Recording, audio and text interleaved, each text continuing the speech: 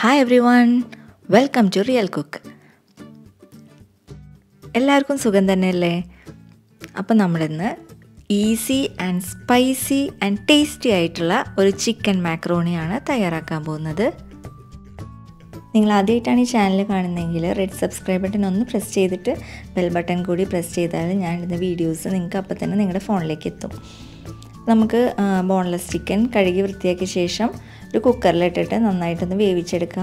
കുറച്ച് മഞ്ഞൾപ്പൊടി, ഉപ്പ്, ഒരു ടീസ്പൂൺ മുളക് പൊടി ചേർത്തിട്ട് അല്പം മസാലപ്പൊടിയും ഗരം മസാലയും കൂടി ചേർത്തിട്ട് നമുക്ക് നന്നായിട്ടൊന്ന് വേവിച്ചെടുക്കണം. കുറച്ച് വെള്ളം ഒഴിച്ച് നമുക്ക് വേവിച്ചെടുക്കാം. ഇനി നമുക്ക് മാക്രോണി വേവിക്കാൻ വയ്ക്കാം. ഞാനിവിടെ 2 കപ്പ് മാക്രോണിയാണ് എടുക്കുന്നത്. നമുക്ക് കഴുകി വൃത്തിയാക്കി ഇതൊന്ന് വേവിച്ചെടുക്കാം. കുറച്ച് കൂടുതൽ വെള്ളം വെച്ചിട്ട് വേണം ഇത് വേവിച്ചെടുക്കാനായിട്ട്, അല്ലെങ്കിൽ പിന്നെ കട്ടയായി പോവും. ഒരു 2 കപ്പാണെങ്കിൽ ഒരു 4-4.5 കപ്പൊക്കെ വെള്ളം ഒഴിച്ചിട്ട് നമുക്ക് ഇത് വേവിച്ചെടുക്കണം.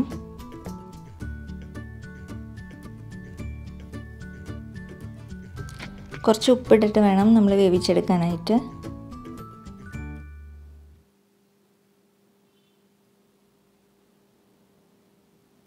അപ്പോൾ നമ്മുടെ മാക്രോണി ഇതാ റെഡി ആയിട്ടുണ്ട്.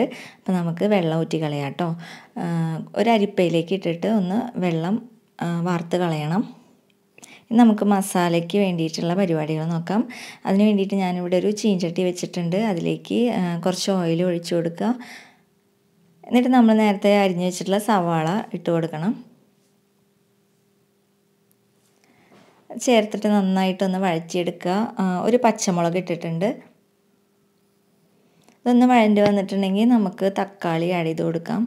ഇതൊക്കെ നന്നായിട്ടൊന്ന് മിക്സായി വരണം, ഒന്ന് നല്ല സോഫ്റ്റായി വരണം.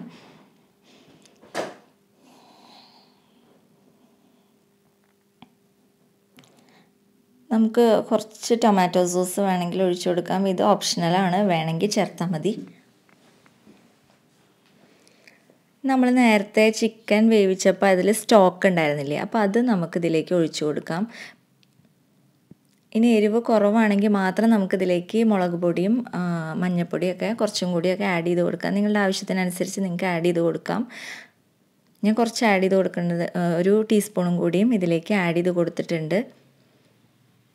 ഒരു 1/2 ടീസ്പൂൺ മഞ്ഞൾപ്പൊടിയും ആഡ് ചെയ്ത് കൊടുക്കാം.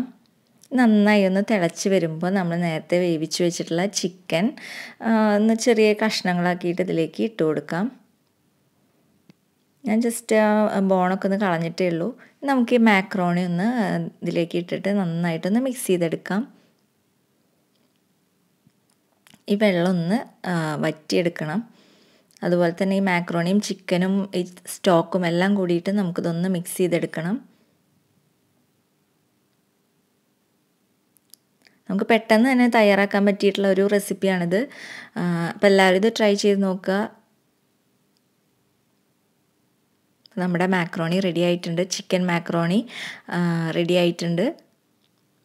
നല്ല ടേസ്റ്റി ആൻഡ് സ്പൈസി ആയിട്ടുള്ള ഒരു ഡിഷാണിത്. നമുക്ക് ഡിന്നറിന് വേണമെങ്കിലോ ബ്രേക്ക്ഫാസ്റ്റിനൊക്കെ നമുക്കിത് കഴിക്കാം. അപ്പോൾ എല്ലാവരും ഇത് ട്രൈ ചെയ്ത് നോക്കിയിട്ട് നിങ്ങളുടെ കമൻസൊക്കെ അറിയിക്കുക.